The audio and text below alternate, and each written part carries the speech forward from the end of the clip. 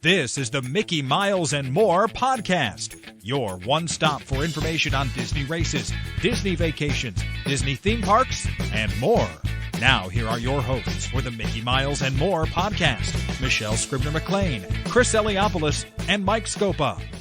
Welcome home, Milers, and welcome back to another episode of Mickey Miles and More, a podcast where three friends talk about the Disney parks, the Disney races, and whatever else comes to mind. I am your host, Chris Eliopoulos, and with me, as always, is Dr. Wait, what were we going to? Dr. S? That's your new name? What am I, like a Marvel villain or something? No, well, that's what we said last episode. I'm going to introduce you as Dr. S. That's what I sign my emails with for my students when I'm being super lazy. Wow. Hey, Chris, you need to get a Peloton. Listen, going under. I know. But listen. Yesterday I did the Encanto ride. Oh. It was so fun. They played two versions of Bruno, the Spanish version and the English version. And you know who I think was on the ride with me? Who? Bob Chapek. He was in the class at the time? I think it was Bob Chapek. There's a dollar sign. Ching, ching. Well, doing our soundboard today is our Dean of Disney, Mr. Mike Scopa. Hi, Chris. Did you know that Bob Chapek got a $28 million raise? Every time you say his name, do you say Bob Chapek? Oh, my God. I don't know if everybody can hear it. It's just very slight, but it is the let's see. Get the, put it right at the microphone. Yeah, it's still a little light, but it's definitely the cha-ching, cha-ching. Oh yeah, it's getting there. Anyways, yeah, no, it's crazy. It's that was a whole day of planning to do that to you, Chris. Well, speaking of Bob, so it was funny because people had asked me, they listened to the episode and I forgot to mention the fact that I did see that sign, and I think you guys sent me a picture of the person saying you're running Disney better than Bob Chapek, which is hysterical to see that it was in the parks. But sorry, cha-ching. Oh my God. When I sound edit this thing, I'm gonna have to throw that sound effect in like over and over again, or I'm just gonna be lazy and not do it. Well, at that's all. what we were talking about. Mike said, you know what I should have Chris do? I should ask him to put that every time we say his name. And I said, no, let's do it and not tell Chris. Yeah, it's wonderful. So Mike was looking all day long for the sound effects. I love it. I love it. I absolutely love it. So, but on this episode, last week we talked about the races that I was in. And after the races, we stayed for another 5 or 6 days. So we're going to discuss that a little bit. I will say from the get-go, we arrived early, I think if I mentioned last time. And so Friday was a free day because we were there early. And so we went to the expo. And then I'm going to give you a report because we did dinner every single night, except for 2 that we did sort of lunches in place of dinners. Here's a hidden gem. Our first night there, Friday night, we went to Trattoria al Forno on Boardwalk. Mike, I don't know, have you tried the restaurant? Yes, I tried it. I gave it 2 chances several years ago. And in both cases, strike 1 and strike 2. So really, but I don't even remember. Having said that, it was the Team Malier's thing, right? I think it was once, and then I think we went again. Yeah.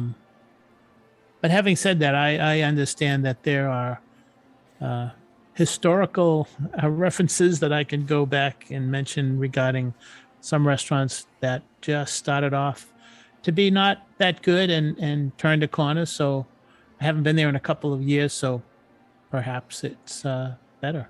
I will say, so we were trying to like be good and we were eating. I ordered not stupidly, but just sort of plainly. I ordered. Wait a second, $85 drink thing again? Oh, don't start. I ordered grilled chicken and pasta with just a little bit of oil in it because we were going to be running the next morning. It was, believe it or not, fabulous. Like the like the way they grilled the chicken with that whatever they put on it was amazing. Like my wife and I, Audrey, we were like, this is like what we've been missing out. This is wonderful. My son had a pizza. He was in heaven. He ate. Now for my kids, they don't eat much, but it was wonderful. I want to tell you, maybe you should give it another try the next time you go. I think it's a hidden gem that maybe they're stepping up their game. I know, Mike, you're a tough audience, being the Italian. I know it. But it sounds like they make their pasta fresh in-house. And I felt like it was one of the best meals I had on property when we were down there. And you can see the kitchen. Yeah. Yeah. I ate there when it was, I forget the name of this. Cat Cora's, and then before that was something else. Yeah, I met Cat Cora there. That's when she said, my father invented the Greek salad. And I said, no, he didn't. So, Chris, didn't you have a party of 10? I have a party of 10. Well, there was a group of us that were there. Okay.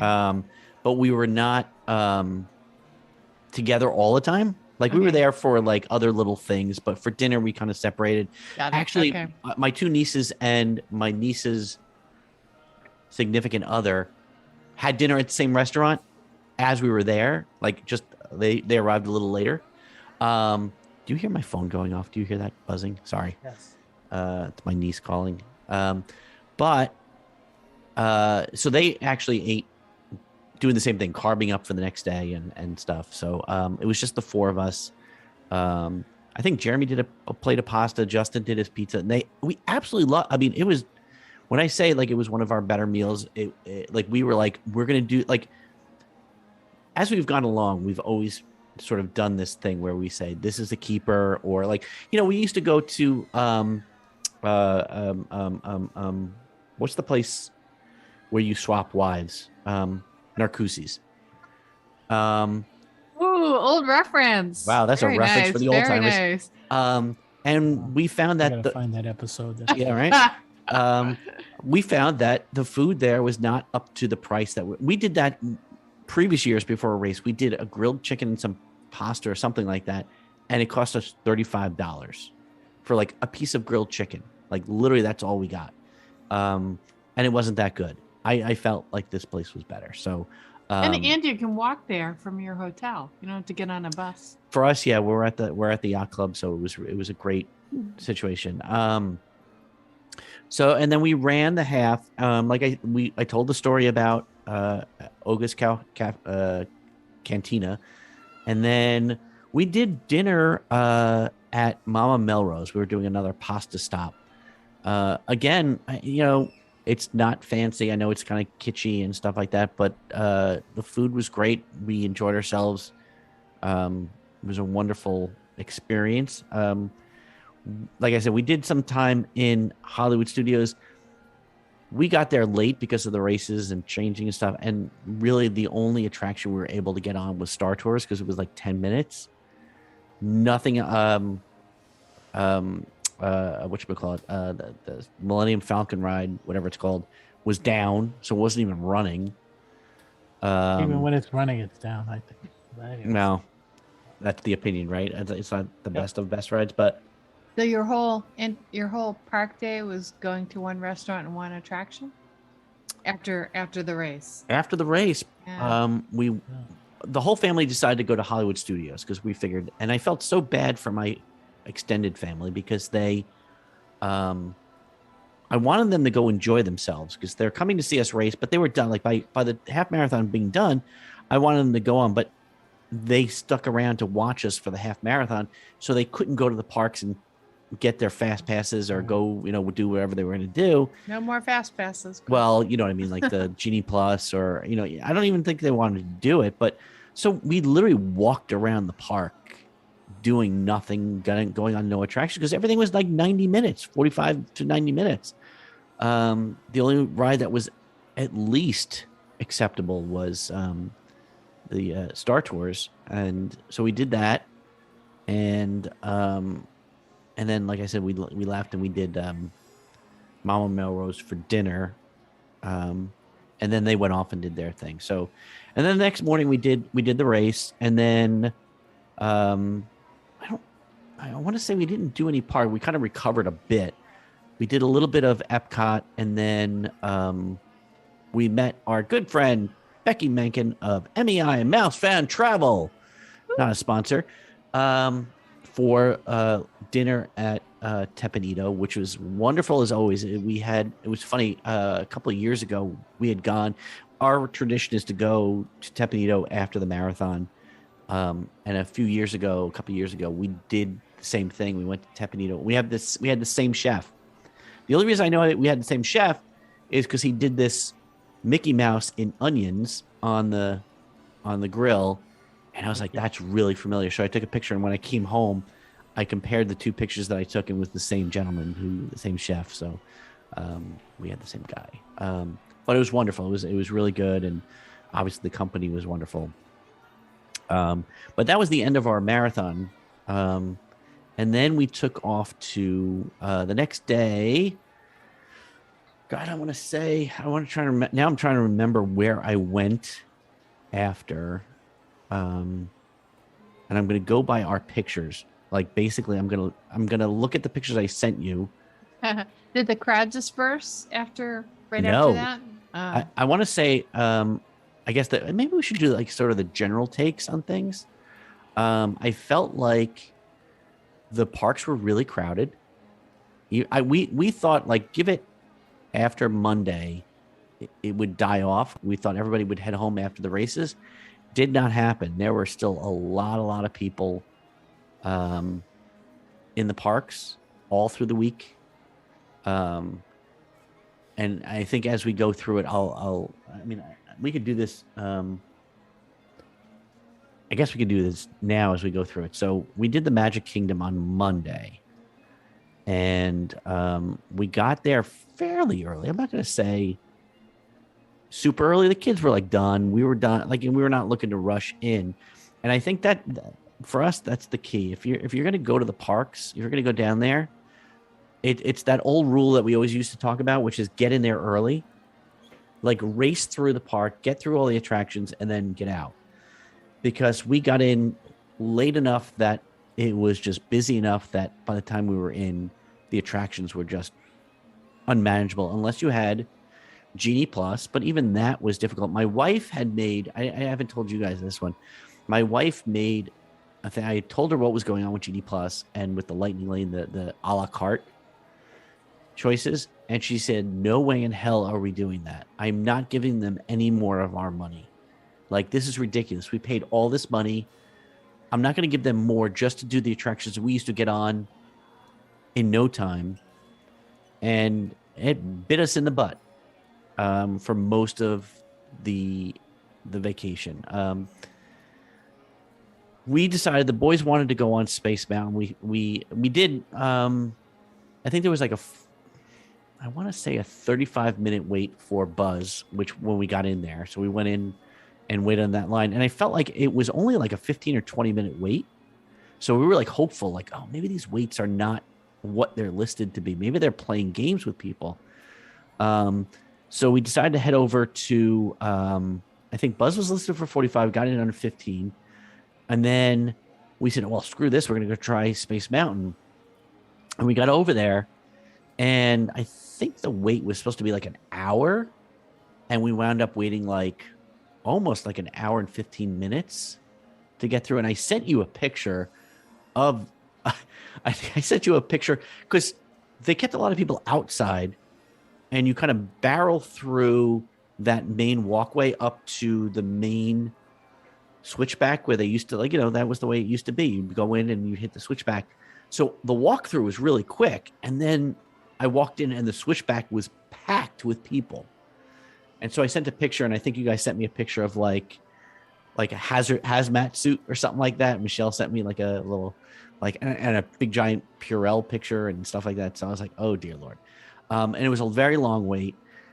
The one criticism, like, so Marvel, DC's, I gotta even get the right thing. Disney's policy was you can go without a mask outside, but you have to wear a mask inside at all times. And it was very haphazard in how much it was enforced. So in the case of Space Mountain, tons of people were wearing it below their nose as chin straps while they were on, and there was nobody there to correct them. There was nobody there to stop them. And it was kind of frustrating because you're walking through there going, I'm trying to be careful. Now, we did really well. We're boosted. We're, doing well. We thought with my son being an EMT, at some point he was going to get it. He never got it, knock wood. And it was kind of frustrating, though, to kind of go in there and see such lackadaisical attitudes from most people.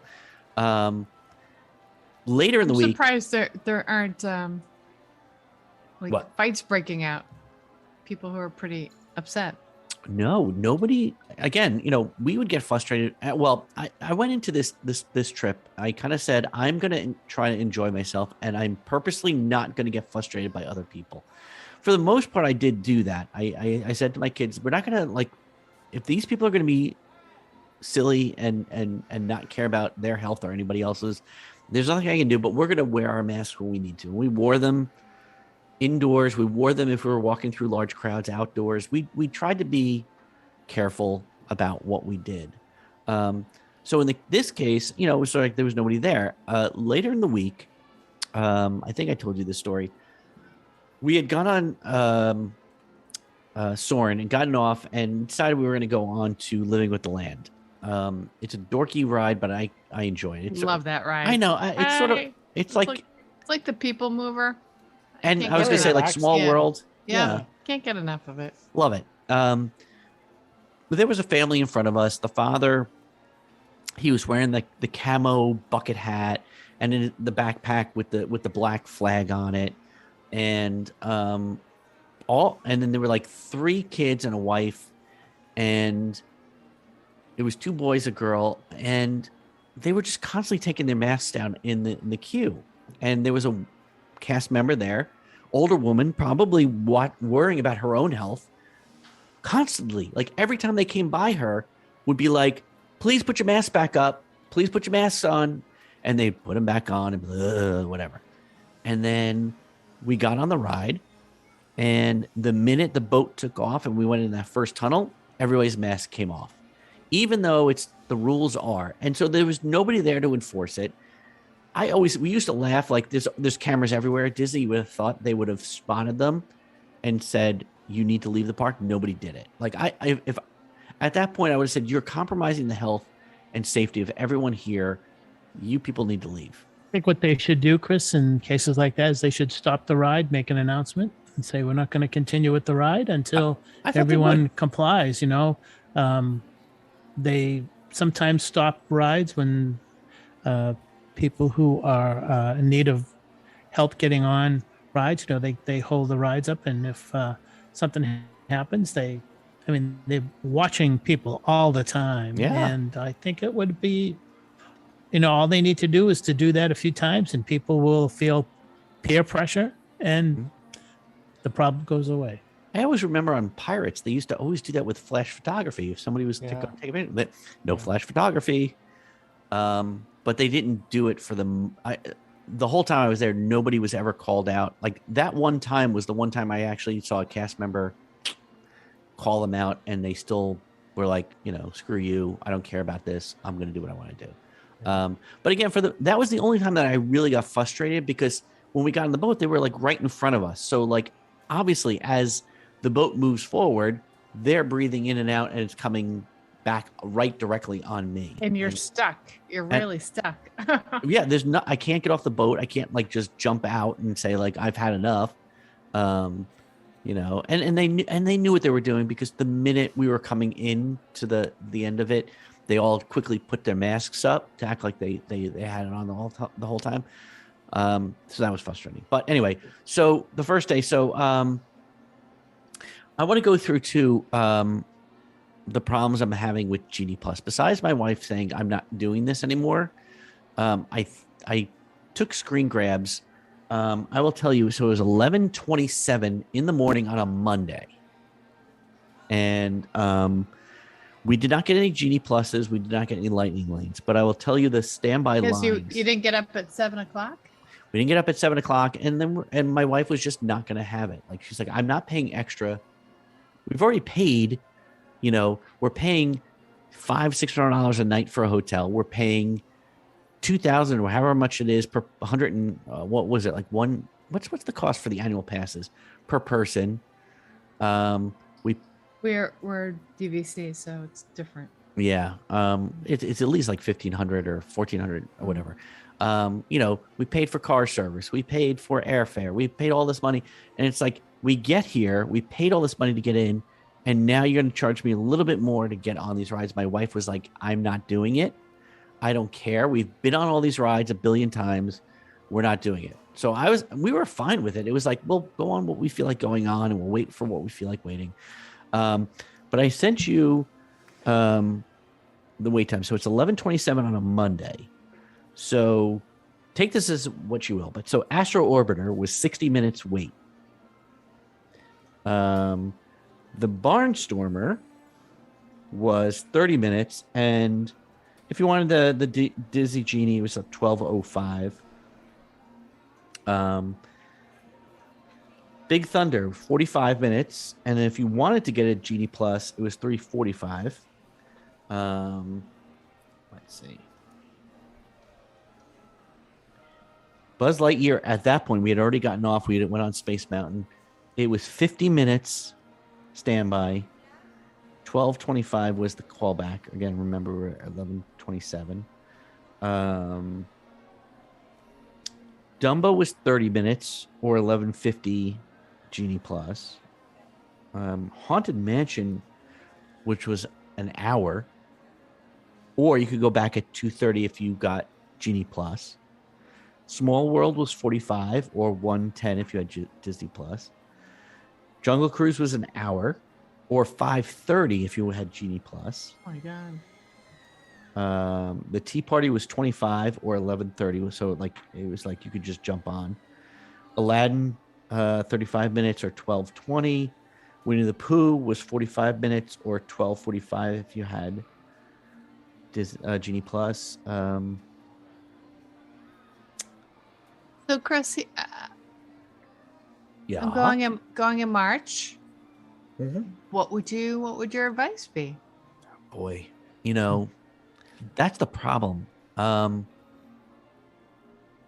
problem with Genie Plus is it's sort of like the old Fast Pass system where you either book early and get in early, or wait whatever that wait time is. I don't. What did they say it was? Like it's like a certain wait time if something's not available, or if you book like Rise of Resistance and it's 4:30, you have to wait like what, an hour, or I don't know what the wait time is. Right. I think it's so, and you have to get up at 7 a.m. on your Right. vacation to maybe right. Yeah. Just get on there. Yeah. Well, I'll go through and explain further as we go along. I know this is going to be a long episode, but it depends on what kind of trip you want. If you want to get through and see all the attractions, number one, get up early. Like, just decide that you're going to go to bed at 10 o'clock at night or 9 o'clock and get up at 6 o'clock, get on a bus and get to the parks before rope drop, and then barrel through everything. But even that, even with early magic hours, like for, we did early magic hours for Epcot. We were guests of a hotel there, and so we ran to Epcot early before the park opens. The park was supposed to open at 9. 8:30 was the let-in time. We got there at 8:15. By the time we got through everything and in, we wanted to get to Remy. We wanted to get to Ratatouille. By the time we got there, and before the park had actually opened, it was an hour wait. So we got Say there. that again? So before the park opened, at 8:45, we got to Ratatouille, and it was an hour wait from where we were. So before the park even opened, we were just the guests of hotels, got in there early. We got the extra early hours, whatever they call it now, magic hours. We got in, and by the time we walked up there, and it wasn't like we were meandering. We just barreled over there. Yeah. Yeah, and And by it's not that far from the International Gateway. No, it was literally there. just around the bridge. We just going around, and it was an hour wait, and we just went, that's it, we're done, and we walked away. Wow. It sort of, it catches you. You know, it's so different now than what we're used to in the past. Like, I used to know how to navigate the parks. I used to know the tricks and the secrets and you know, how you work the fast passes and how you work the system and how you beat the crowds. And we weren't able to do it this time. Now, granted, we didn't do it by paying. You know, we just tried to beat it by, I mean, we did do Rise of the Resistance. We got there. My wife and I made sure we got up early one morning. And we walked straight up to, because we're at Yacht Club. You could walk up there. We walked straight up there. We got there early, walked in, walked straight, got online. We still had I want to say a 40-minute wait to get on Rise of the Resistance, early magic hours. Our sons got up later. They just couldn't get up. Like, it was like we were up at 6 o'clock in the morning, and we were, you know, they were just exhausted. And so they met us up there, and it was just perfect. We just got to the point where we were about to go indoors, and they arrived, and they jumped in line with us, and we walked in. But it was still like, by the time they got in there, it was still another 20 minutes before we even got onto the ride. And that's first thing in the morning before everybody got there. So if you're going in March, if you want to do all the rides, it's get in there early or pay the money. And that's the problem. Like, there's no way around it. Like, and I think Disney stands to do better by having the wait times longer, right? Because if the wait times are longer, more people are going to be paying for the Genie Plus, right? Because people are going to get frustrated and be like, I can't get on anything. Everything's an hour wait. By the time you get through everything, you know, you've gone through 4 rides and you've waited 4 hours. You know, half your day is gone. The other thing, Chris, is that people would have to make a decision. Are we going to get up early, and does that mean we sacrifice staying up for any of the nighttime spectaculars? Yeah. Or do we, you know, burn the candle at both ends and then think about, well, we'll go to the fireworks, we'll see Harmonious the night before, and then we'll go to the studios first thing in the morning, and we're napping at noon or something like that. So what's changed? Now, I know there are no downtimes anymore, but are the number of people going just so exponentially higher that we can never have the experience that we all were lucky enough to have for so many years? Well, and the 2 rides that Chris just mentioned, they're relatively new. So there's going to be an interest. And you have to remember that people have not been to the parks in a while. Yeah. So a lot of people who Chris encountered, and a lot of the people who, if we go this year or anyone goes this year, they're going to see people who haven't been to the parks in 2-3 years. So they're all going to be, you know, drooling and, you know, chomping at the bit to go see the attractions. But it's not just the attractions. It's like every photo that we see. And Chris, I don't know if it was the same for you, but every photo just walking around is just shoulder to shoulder people. Yeah, no, it was a lot. Like I said, I didn't see any drop off, which I thought there was. We had assumed after the marathon weekend that it would drop off. Everybody's back at school. Everybody's done with the marathon. We're going to just barrel through everything. And maybe it happened the week after we left. I don't know. But the week that we were there, it was, like I said, like look at these numbers. At 11:30 in the morning, Peter Pan was 90 minutes. If you wanted to do the Genie Plus, it was 3:25 at that point. Pirates, I used to get on in 15 minutes all the time. Like, it was like you would get the fast pass at Splash Mountain and head over to Pirates, go on Pirates because it's a 15-minute wait, go through it, come back, and you could go on Splash Mountain. It was like sort of like the wonderful little thing. Pirates is 50 or 145. Let's see. The other thing is that when we talked about the race numbers last week, they were cut in half. So you had 50% of the normal race participants. So where did all these people come from? Yeah. I don't know. But the thing is, they're all coming back. You had a good time. Yes, I will say offhand, we were not looking to hit all the we sort of knew we were not going to hit everything all the time, and we've done it so many times. Our kids are sort of done. We've seen all the rides, like, so we could go around and just kind of meander and check things out, go shopping or do whatever. And so we weren't really affected. I had a wonderful, let me just say, like, we had a wonderful time, but we went into this, and you were saying, what am I going to do in March? We went into this kind of going, we're not going to race to all the attractions. This is not, we've done it so many times. We know. I wanted to see Ratatouille. We went on it a couple times. It was great. We did Rise of the Resistance once, which is what I wanted to do. So we enjoyed our trip because we had the thought going in that this is what we wanted. We wanted to just sort of relax, go see a few things, wine, cheese boards. Like, my wife and I went for lunch down at Disney Springs. We went to, is it Charlie's Wine Bar George. Charlie's, whatever. That was close. Close, Charlie, George, all the same. It was wonderful. Like, that was one of my favorite moments. But I mean, obviously, just sitting and talking to my wife for, an hour and a half uninterrupted was a joy, and and the food and the wine was wonderful. But that's what we were looking for. Also, George was great. But I will say, like, but that's what we went into. So if you're going with the thought of relaxing and not really racing around and getting all the attractions, then, this is the way to go. But I mean, like I said, Seven Dwarfs at 11:30, it was 90 minutes, and now you have to buy the Lightning Lane, gone already by 11:30. Space Mountain was 65 minutes and 12:40. Tomorrowland Speedway was 30 minutes, which I think, no, we passed by because the kids are like, I drive a real car. I don't need to do Speedway anymore.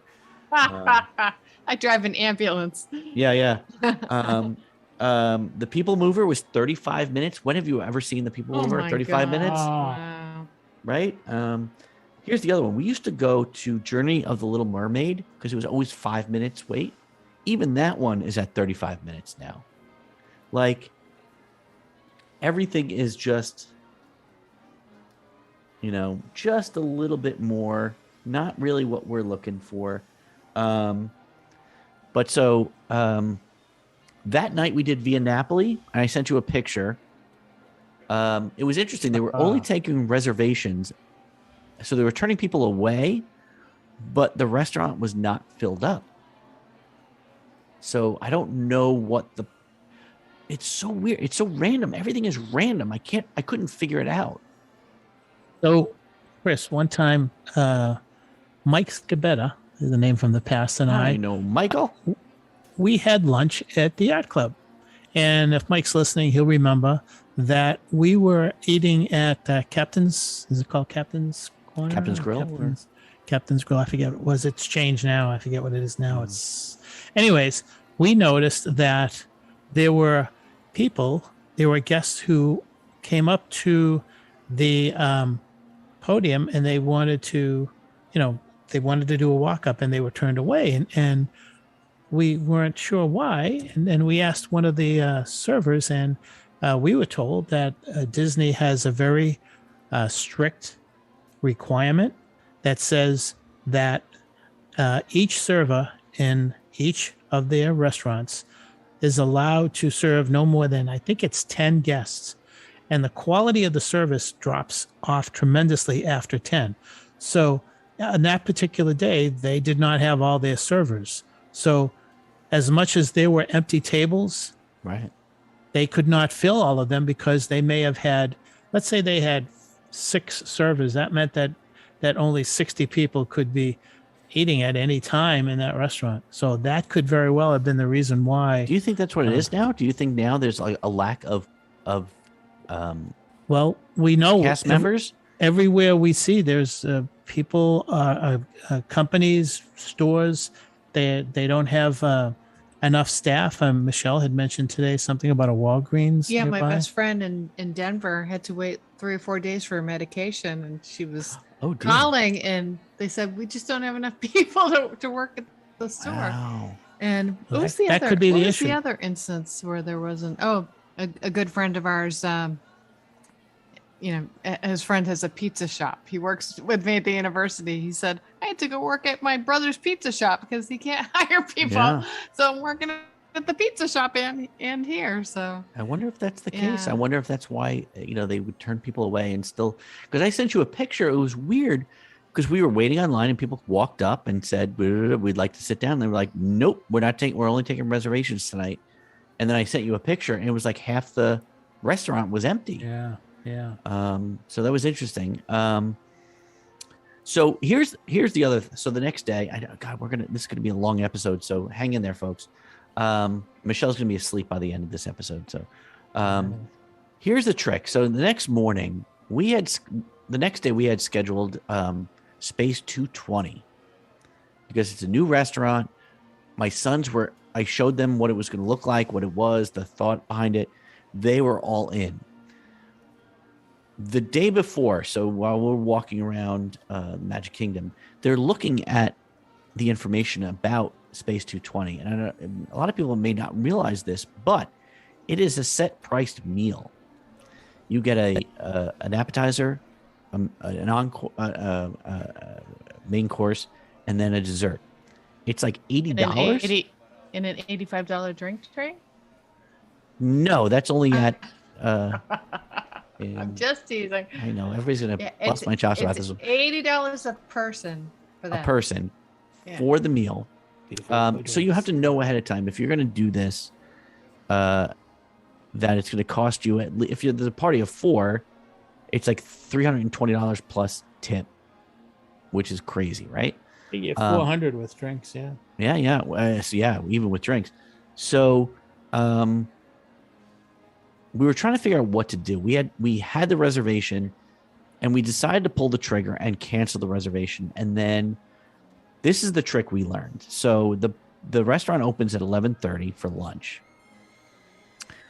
Now, for us, like our boys are not going to eat an appetizer, a main course, and a dessert. Like they're just not going to do it. We were going to do it. And it was just a waste of money. Like some people, it may be perfect. It may be great. This is exactly what you need. What we wound up doing is at 10:45, we arrived at the restaurant and stood online for the 11:30 opening. We were told by the cast member there that the first 10 people, not 10 parties, 10 people could go in and sit at the bar without a wait. Anybody after that would be an hour wait. Like if you're 11, 12, and 13, you're waiting an hour at least. So at 11:30, you're going to wait an hour to get in to sit down. Or you could pay the $80 and get in and sit down. We decided, so my wife and I just stood online, waited there. Our sons, we let them walk. They actually went on like the single rider line at Test Track. I think they went on, they went on something else too. I don't remember where they went, but they walked around. They came back at like 11:15. 11:30, they opened up. We were the first people in. I sent you a picture. There was nobody else in there. Sat at the bar. They give you a bar menu, which is pretty similar to the restaurant menu. We ordered I think I ordered some sliders, and my family ordered different little things. And then we ordered drinks. I want to say we paid probably $180 tip included for the experience. You do the whole, you're rising up and you watch the little video screen. You're rising up through the atmosphere into space. You walk in, you get the experience of the screens where it looks like you're above the earth, but you're not paying $400, $500. Very smart. And we enjoyed it so much. Our bartender was amazing. He had special drinks. So if you're going, if there's a bartender named Christopher, he's got specialty drinks. We ordered shots that had like, it was like edible glitter, so it looked like stars in your glass. The food was perfect for lunchtime. So if you want to go there and avoid that money, I would definitely say do it, but you have to be there at 10:45. and you have to be willing to wait 45 minutes online just doing nothing. I literally talked with the cast member for like 40 minutes talking about Marvel and Disney, and because they're building right across the way, they're building the new Guardians of the Galaxy coaster, and if you walk through, you can actually see part of it through the walkway. So that was good. What else did we do? And then we sort of did Epcot. Like I said, I think we probably walked on and got mad at whoever for doing that. I don't want to. I guess we should just. I should just go through all the restaurants we went through. I don't know. I don't even remember what I did anymore. We did. Let's see the typical stuff. We did Via Napoli. We did 220. We did La Cellier for lunch. Because we don't want to. Nobody's eating that much, so it was wonderful. What else did we do? We did. We did Beaches and Cream, which was really good. Everybody loved the tater tots. I did my No Way Jose. Wonderful.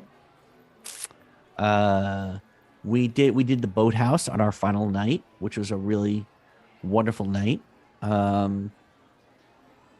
For the most part, like I said, we really enjoyed ourselves. I know this is getting really long, so I don't want to keep us too long. But I felt like it was a really nice vacation because we weren't looking to hit everything all the time. I will say I was annoyed with GD Plus. I was annoyed with the Lightning Lane stuff. I was annoyed with the idea that by 11 o'clock, everything you wanted to go on was at least an hour.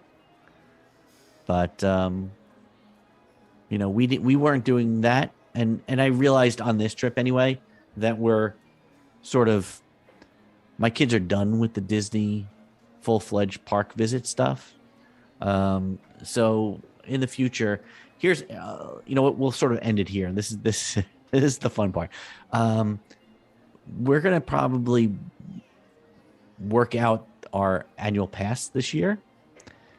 And I was telling my wife, I was like, okay, maybe we'll do like a long weekend. Maybe after the kids get out of school, we'll all go down for a couple of days. We'll enjoy a quick trip down there and just be silly. My wife the other day comes to me and says, maybe we should renew our annual passes. And I went, wait, what? Because she's been the one who said, no, we're done.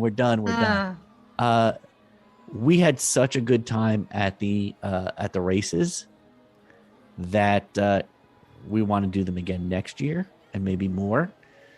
So, if we're going at least for a few days in January, we might want to renew our passes. So, I will give you once we decide one way or the other.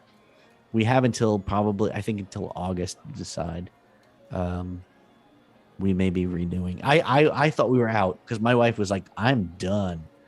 They're not getting any more of my money. And I will say I am very disappointed. We did not go on that many rides and attractions in this trip. And it was frustrating and annoying. I think I can't talk about the pandemic moving forward just because it'll probably, we'll be doing much better, knock wood, after this. But I can't complain about the people being difficult and not doing what they were supposed to do. But I will say that I felt like I don't want to spend an additional, I'm already spending so much money to go there. And, I am your Disney. I am your customer. I'm in your book about the 50th anniversary of Disney World. I am your biggest fan. I am the guy that is speaking, and I love that place. But the fact that if I walk in at 10 o'clock, I can't get on a ride that's not going to make me wait for at least an hour, 45 minutes. Any ride. Yeah. Even the ones we used to go, I'll go on it while we wait for my fast pass. They've got to fix this system. It's not working right. And I think Mike you sent me an article today. It was a posting on, I don't know if it was Reddit Did you remember that article? It was a link from WDW News or something to a Reddit, to a Reddit post where the person kind of just broke down their whole trip. Another person, And- Inside the Magic, It baby? It was I'd might very Inside it the was Magic. very sad. Ricky's Very sad, sad. yeah. Just hit me really hard because the person just said, just what you said, Chris. I'm like Yeah. you're a person, Disney, and I just don't want to do it. And so many people piled on and said, I'm out for a while. You ever heard the old adage that if you have X number of people complaining, that's only 10% of the actual true numbers who are complaining. Not everybody voices their complaints, and I think that there were a lot of people who read that article. We'll give it a plug. It's on Inside the Magic, and they're saying, yeah, I'm feeling the same way. It's really sad. I think that the magic is slipping away and it's being replaced by dollar signs. It's no longer Mickey Mouse, it's Scrooge McDuck. And Chris and Michelle, I keep, shaking my head, and I just don't understand the crowds going back. I really think that there are a lot of people going for the first time and they don't realize what it was like years ago. I don't understand what's going on. Chris, you sent an article prior to that about the park reservation system may be around for who knows how long. And to this day, I have no clue in my head as to why they continue it. I mean, I don't know if there are. I don't know if they are limiting capacity. From the pictures that you sent, and I've got a lot of friends down there who go down and they'll send me reports. They say it's packed. They say it's crowded. So maybe capacity is at 100%. And if that's the case, then what's the difference between this year and 3 or 4 years ago when they didn't have a park reservation system? And despite the park reservation system, there are long lines. Michelle and I were talking about the potential trips we have this year and talking about the park reservation system. And you can actually go crazy trying to figure out, okay, I'd like to, divide the parks into, make sure that we are even with the parks, that we visit this park so much, this park so much. Oh, we got to visit Epcot in the morning a couple of times, Magic Kingdom in the morning, Animal Kingdom in the studios. And it's very frustrating because you're trying to figure it out and you just throw your hands up and you say, wait a minute, what if we wake up and we don't want to go to studios that morning? We're locked in. So I said to Michelle, why even bother making a park reservation? Make it on the morning that you're going to go, or make it the night before when you know you're going to go. I don't like the idea that the powers that be are trying to control where the guests go. They're trying. When you mentioned the Genie Plus stuff and the Lightning Lane stuff, well, you can't go at this time, but you can go at that time. Well, maybe I don't want you to tell me when I can go. I want to say when I want to go. And if you're going to have a long line, then I'm not going to go, So is there any attraction that you would pay for? Either one of you? There is no attraction that I would pay for. And you can Pay extra for. Pay extra for. I would pay for Mickey and Minnie's. And let me also add to that, I would not stay in line for more than 30 minutes for any attraction presently in Walt Disney World. That's how I feel. Yeah, well, I basically my wife told me we're not paying extra for anything. We did one of the mornings we went. The boys wanted to do the Avatar ride, and we knew we had to get in early, so we got up early. The problem was, here's the other problem: we knew we had to get to the park early. And we got up early. Everybody got ready. We were out at the bus station and waited. We were waiting 25 minutes to get a bus. And finally, we were so Like, we're going to miss our chance for early magic hours. Like, so like I'm talking like we got everybody up at 6 a.m. We were out at like 6:30, whatever it was. We were down at the bus stop waiting. Finally, there wasn't even a bellhop at the stand. I had to walk out into the parking lot to the taxi cab that was sitting there and said, I need to get a ride. And he said, okay, jump in and I'll pull around and get your family. We went around, got my family. We ran there. By the time we got there, it was already a 35-minute wait to get on to Avatar. I can't imagine. There were other families that were waiting. I knew they were waiting for Avatar. Magic Kingdom bus came by, went by. They all didn't get on. I knew they were going to the animal. I mean, there's no yacht club. It's either if you're going to Hollywood Studios, you're walking or taking the boat. If you're going to Disney Springs, you're taking the bus, but that bus wasn't really coming. It was Animal Kingdom or Magic Kingdom, and they just were waiting. And I said, these people waited, and I knew they were going to go. They wanted to go right to that ride, and they were going to miss out. Like, they were going to wind up having to wait at least an hour and a half. It's untenable. And I think that article that you sent is like, they're just looking to make more. It's a rich person's park now. Like, if you don't want to wait, if you want to go see things, it's money. That's it. I hope it'll change. I don't know. But we did not pay for any additional rides.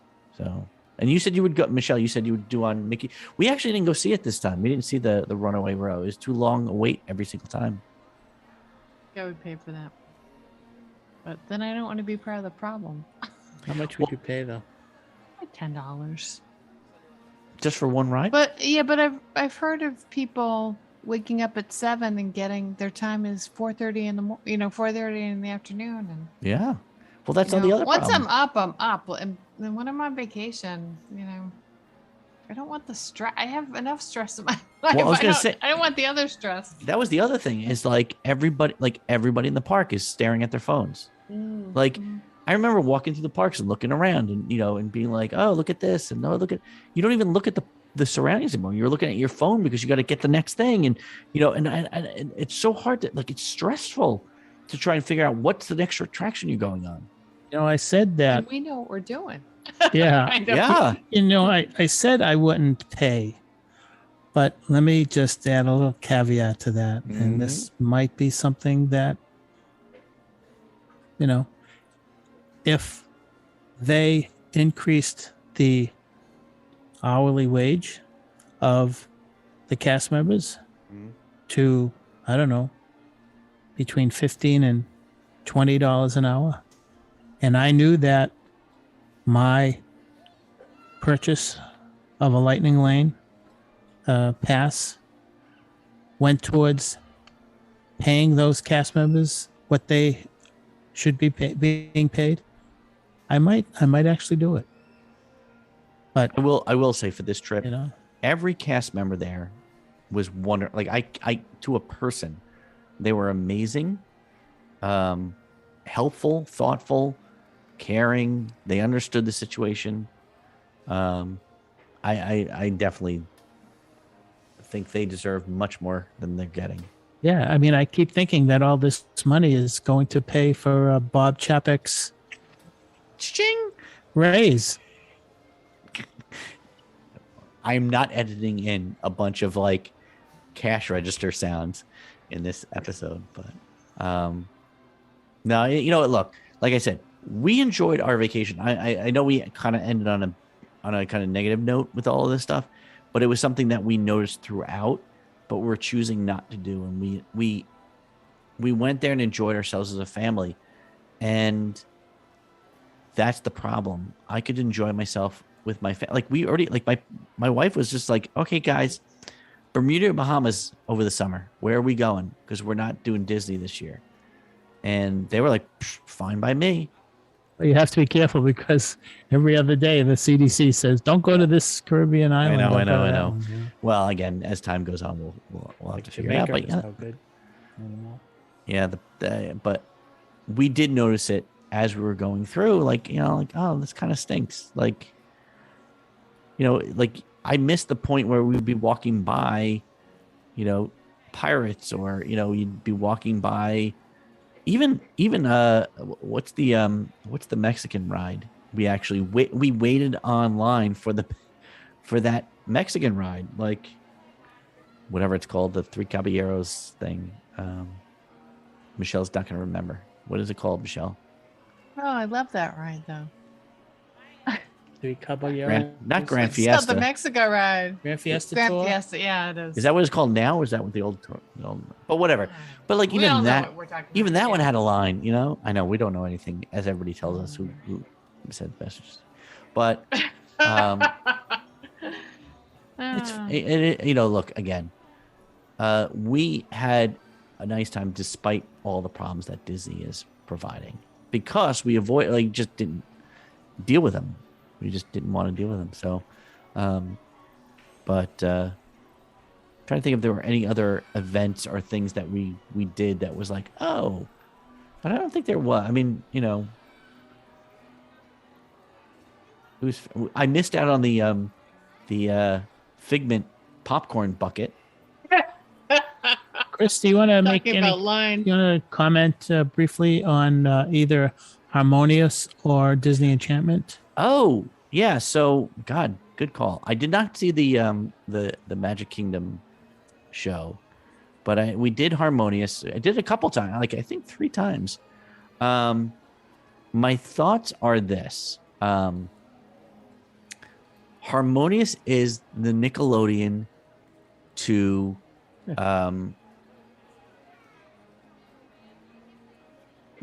PBS's Masterpiece Theater for Illuminations. Oh. I felt Good. like Good try at analogies there, Chris. yeah, right. I'm trying. It gives, but here's the thing. So I felt no emotional connection to it because it wasn't telling a story. I felt like it wasn't a park-centric attraction or a light show. What it was is ham-handedly hitting on people's emotions, and just sort of blasting out the greatest hits, and then just like, okay, but everybody was falling for it. Everybody was dancing. Everybody was with their kids, and they were happy-go-lucky. So it works in that sense. So it's not a great storytelling device, but it gives everybody, sort of the sugar. All the feels.